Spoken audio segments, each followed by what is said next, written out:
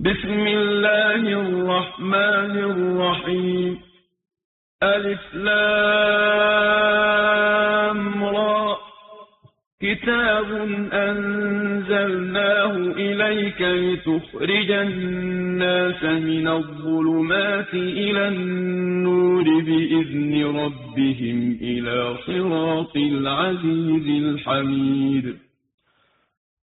أعوذ بالله السميع العليم من الشيطان الرجيم. بسم الله الرحمن الرحيم.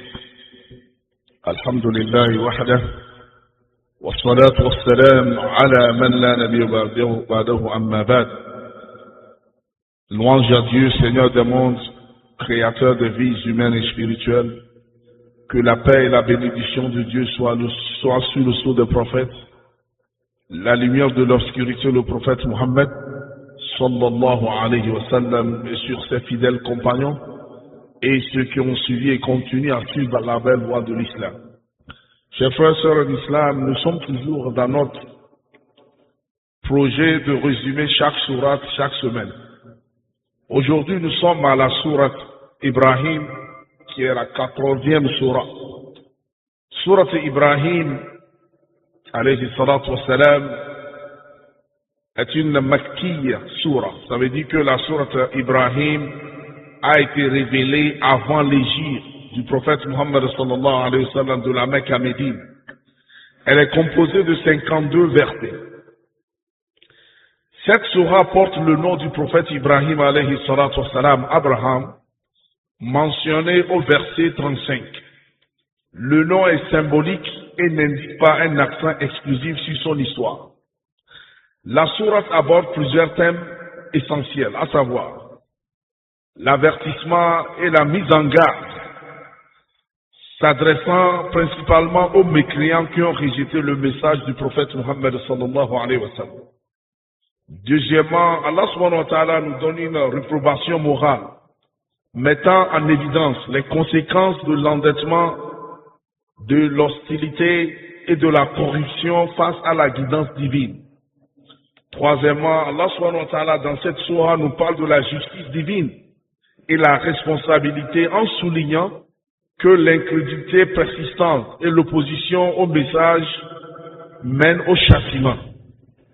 Et au quatrième point, Allah subhanahu wa ta'ala nous donne l'exemple prophétique à travers la mention du prophète Ibrahim alayhi salatu wa salam. Cette sourate met en avant la foi, la soumission et la fermeté dans l'adversité. Et finalement, cette sourate aborde la guidance pour les croyants. Quand nous voyons dans cette sourate, Allah subhanahu wa ta'ala nous encourage à la patience, à la gratitude et à la confiance en Allah subhanahu wa ta'ala, malgré l'opposition et la persécution. Non seulement la sourate nous parle de l'histoire du prophète Ibrahim alayhi salatu wa salam, qui est le père Abul Anbiya, le père de tous les prophètes. À travers sa vie, vous voyez sa jeunesse, tout ce qu'il a traversé avec sa femme, ils sont restés sans progéniture, sans enfant. Et après, Allah subhanahu wa ta'ala lui a octroyé un seul enfant et Allah subhanahu wa ta'ala lui dit d'immoler cet enfant pour lui, comme nous le savons. Tous ceci sont des tests et Allah subhanahu wa ta'ala dans cette sourate nous souligne, nous donne l'importance de la patience et de savoir que tant que Allah subhanahu wa ta'ala est notre Seigneur et nous l'adorons comme le prophète sallallahu alayhi wa sallam, Allah subhanahu wa ta'ala nous aidera dans ce bas monde et dans l'au-delà. Et c'est pourquoi même Allah subhanahu wa ta'ala même a dit au prophète Muhammad sallallahu alayhi wa sallam, il lui dit de suivre Fatabi' millat Ibrahim. Même le prophète sallallahu alayhi wa sallam, Allah subhanahu wa ta'ala lui dit de suivre les pas du prophète Ibrahim alayhi salatu wa salam, Abul Anbiya. Ceci nous dit, à travers son test, son examen, quand l'examen est fort, l'élévation aussi sera forte. C'est pourquoi vous voyez Allah subhanahu wa ta'ala, après Allah subhanahu wa ta'ala même nous a dit quand Ibrahim alayhi salatu wassalam a passé tous ses examens, Allah lui a pris comme son ami, Wattakhizou Ibrahim Khalila. La structure de cette surah Ibrahim alayhi salatu wassalam est la suivante. Du verset 1 au verset 6, Allah subhanahu wa ta'ala nous parle de l'introduction et l'affirmation de la souveraineté d'Allah. Dans presque tous ces surahs, Allah nous rappelle, il souligne de son omnipotence, de sa présence et de sa miséricorde. Allah rassure les croyants de la guidance et du soutien divin. Du moment où vous avez foi, Allah vous aidera. N'oubliez pas que Allah subhanahu wa ta'ala nous a mentionné quand les mécréants essayaient d'éliminer Ibrahim alayhi salatu wa salam en le jetant dans le feu. Qu'est-ce qui s'est passé? Allah subhanahu wa ta'ala a transformé leur feu en un climatiseur. Qulna ya naru kuni bardan wa salam ala Ibrahim. Les ulémas nous disent que si Allah n'avait pas dit wa salam, la fraîcheur du feu allait le tuer et les mécréants allaient croire que c'est le feu qui l'a tué. Mais Allah subhanahu wa ta'ala kuni bardan wa salam, à cause du mot salam, quand il pensait que Ibrahim alayhi salatu wa salam allait être éliminé, Allah subhanahu wa ta'ala l'a sauvé. Mais qu'est-ce qui s'est passé aussi à travers son histoire? Au moment où ils étaient prêts à le jeter dans l'enfer, dans ce feu, qu'est-ce qu'il a dit? Quel est le doigt qu'il a dit? Il a dit Hasbunallah wa ni'mal wakil. Et c'est cette doigt, cette prière que chaque musulman doit avoir sur ses lèvres quand la situation devient difficile. Alladhina qala lahum an-nasu inna an-nasa qad jama'u lakum fakhshawni wa qalu hasbunallah wa ni'mal wakil. Quand vous dites hasbunallah wa ni'mal wakil, ça veut dire que vous avez reconnu qu'il n'y a aucun Seigneur except Allah subhanahu wa ta'ala qui va vous aider dans votre situation et il vous donnera la solution. Du verset 7 au verset 14, Allah maintenant nous donne l'avertissement aux mécréants. Les conséquences du rejet du message du prophète alayhi salatu wa salam, et aussi celui qui lutte la rétribution divine contre les nations qui défièrent leur prophète. Nous avons mentionné dans Sourate Hud tous ces prophètes, comment est-ce que ceux-là qui ont suivi les prophètes, ils ont été victorieux. Ceux-là qui ont désobéi les prophètes, comment ils ont échoué. Ça veut dire que tout celui qui suit les pas du prophète Muhammad sallallahu alayhi wa sallam sera victorieux parce que, comme Dieu l'a dit dans Surat Al-Anbiya, Inna hadhihi ummatukum ummatan wahida wa ana rabbukum fa'bud. Et nous disons, tout ce que Dieu nous parle dans les histoires que nous voyons dans le Coran, c'est pour nous rappeler, comme on le dit souvent, les ulémas nous disent, ahawalun naji'ina kayfa najaw, ahawalun halikina kayfa halaku. Quelle est la situation de ceux-là qui ont été victorieux? Prenez bien ce qu'ils ont fait et vous serez victorieux. Et quelle a été la situation de ceux-là qui ont désobéi Allah? Allah nous rappelle tout ceci pour que nous essayions d'éviter ce que les autres qui ont été détruits. Parce que Allah subhanahu wa ta'ala nous dit Ma yaf'al Allahu bi'azabakum in shakartum wa amantum. Qu'est-ce que Dieu aura comme bénéfice si Dieu vous punit? Qu'est-ce qu'il aura? Non. Dieu nous met en test pour élever notre statut, que Allah subhanahu wa ta'ala nous aide. Et du verset 15 au verset 25, Allah parle de la réflexion sur les signes de la création et les bienfaits, pour que nous sachions si nous sommes reconnaissants, Allah subhanahu wa ta'ala nous continuera à nous donner ce qu'il a déjà donné de ses faveurs. La in shakartum la azidannakum وَلَئِن كَفَرْتُمْ إِنَّ عَذَابِي لَشَدِيدٌ. Que nous sachions que tous les bienfaits d'Allah subhanahu wa ta'ala qu'il nous a octroyés, si nous sommes reconnaissants, il va toujours nous donner plus. Mais si nous sommes désobéissants et mécréants, méconnaissants de ce qu'il nous a donné, Allah subhanahu wa ta'ala fera partie ses bienfaits. Et il nous a dit à maintes reprises, وَلَوْ أَنَّ أَهْلَ الْقُرَىٰ آمَنُوا وَاتَّقَوْا لَفَتَحْنَا عَلَيْهِمْ أَبْوَابَ كُلِّ شَيْءٍ. ولو أن أهل القرى آمنوا واتقوا لفتحنا عليهم بركات من السماء والأرض ولكن كذبوا فأخذناهم بما كانوا يكسبون. Ça veut dire que si nous avons foi, Allah subhanahu wa ta'ala nous donnera la richesse, la santé, tout ce que nous voulons, que Allah subhanahu wa ta'ala nous aide. Et du verset 26 au 32, Allah nous donne le récit des nations passées et du châtiment divin pour ceux-là qui n'ont pas obéi à Allah à travers l'enseignement et la guidance des prophètes.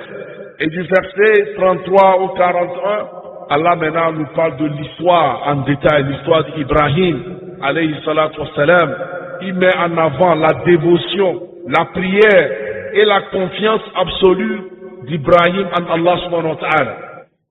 Et au moment où il a su que Allah subhanahu wa ta'ala lui a pris comme ami, maintenant il a commencé à penser à sa progéniture, à ses enfants, à ses petits-enfants, ceux qui viendront après. C'est ça, en tant que parents, c'est ce que nous devons faire. Au moment où Allah nous a fait comprendre l'islam, maintenant il faudra qu'on pense à nos enfants. C'est pourquoi on doit toujours faire les doigts. Rabbana hablana min azwajina وَذُرِّيَّاتِنَا قُرَّةَ أَعْيُنٍ وَاجْعَلْ لَنَا لِلْمُتَّقِينَ إِمَامًا. Nous devons continuer à faire ces prières. Et aussi, la prière à nos parents. Vous voyez, رَبِّ يَرْحَمْهُمَا كَمَا رَبَّيَانِي صَغِيرًا. Ça c'est la prière à nos parents, qu'ils soient vivants ou qu'ils soient déjà morts, décédés. Et maintenant nous faisons la dua, رَبَّنَا هَبْ لَنَا مِنْ أَزْوَاجِنَا وَذُرِّيَّاتِنَا. Ça veut dire que, en tant qu'un croyant responsable, on fait la prière à nos parents et à tous les musulmans, vivants ou décédés.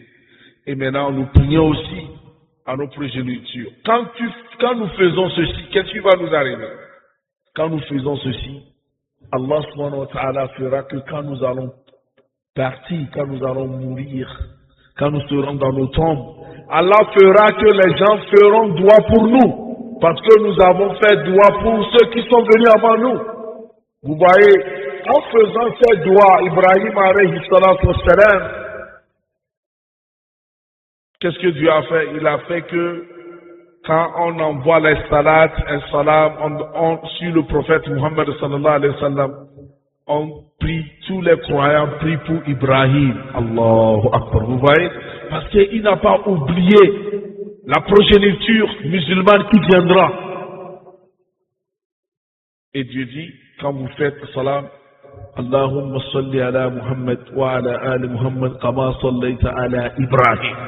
Vous voyez, parce que le prophète Ibrahim alayhi salatu wa salam, il a pensé à tous les croyants qui viendront jusqu'au jour du jugement dernier.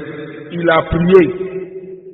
Et c'est à cause de sa prière, les bénédictions de ces prières que vous voyez, ce que vous voyez aujourd'hui à la Mecque, à la Médine, dans tout ce que vous voyez, les richesses en Arabie Saoudite, Koweït, tout ceci c'est à cause de la prière d'Ibrahim alayhi salatu wa salam. Ça veut dire que nous devons aussi prier pour nous-mêmes, prier pour notre progéniture. Parce que vous voyez ici, Allah subhanahu wa ta'ala accepte notre doigt. Ça veut dire que nous serons dans nos tombes et nos enfants, nos petits-enfants qui viendront par notre progéniture, leurs prières nous arriveront. Vous voyez, il y a certains, présentement, leurs grands-grands-parents n'ont pas fait Hajj. mais à cause de la foi que Allah subhanahu wa ta'ala a donnée à leurs petits-enfants, aujourd'hui, ils sont en train de faire Hajj pour leur grand-mère, pour leur grand-papa. Et qu'est-ce qui va se arriver? Au jour du jugement dernier, ils sortent dans leur tombe, ils n'ont jamais fait Hajj. Mais à cause de la bénédiction, à cause du droit qu'ils ont eu à faire, leurs propres enfants n'ont pas fait Hajj, mais c'est les grands-fils maintenant qui sont en train de faire Hajj pour eux. Allahu Akbar. C'est pourquoi nous disons, chers frères et sœurs en islam, pour conclure sur cette sourate, nous devons essayer d'imiter Ibrahim alayhi salatu wassalam en faisant des doigts pour nous-mêmes, mais surtout pour notre progéniture. Et en essence, la sourate Ibrahim est un rappel à reconnaître la souveraineté d'Allah subhanahu wa ta'ala et à adhérer à sa guidance et à maintenir la patience, la gratitude et la foi, même en temps de persécution. Elle consolide le fondement moral et spirituel des croyants tout en avertissant les obstinés et les rebelles des conséquences de leur action. Ça veut dire qu'en tant que croyants, nous devons, chers frères et sœurs en islam, prier pour nous-mêmes, mais prier aussi pour les autres. Que Allah subhanahu wa ta'ala nous aide. Et sur ce, pour prier pour tous les vivants et tous les morts, voilà le doigt que Allah a enseigné au prophète Muhammad sallallahu alayhi wa sallam. Quand vous récitez ce doigt que je vais lire tout de suite, vous avez prié pour tous les morts, tous les musulmans, vos parents, vos maîtres, tous les musulmans qui ont décidé. Allahumma ighfir lil muslimina wal muslimat wal mu'minina wal mu'minat al ahya minhum wal amwat innaka as-sami'u mujibud da'wat. Quand vous récitez ce doigt, vous avez prié pour tous les musulmans qui sont déjà dans leur barzakh, tous les musulmans qui ont décédé. Vous avez prié pour tous les musulmans qui sont vivants. Allahu Akbar. Imaginez, quand vous priez pour un musulman, le prophète sallallahu alayhi wa sallam dit que quand vous priez pour un musulman, Allah subhanahu wa ta'ala envoie un ange pour prier pour vous. Imaginez que vous avez prié pour tous les musulmans. Combien d'anges prieront pour vous? Que Allah subhanahu wa ta'ala nous aide. ربنا آتنا في الدنيا حسنة وفي الآخرة حسنة وقنا عذاب النار سبحان ربك رب العزة عما يصفون والسلام على المرسلين والحمد لله رب العالمين. الله الذي له ما في السماوات وما في الأرض وويل للكافرين من عذاب شديد.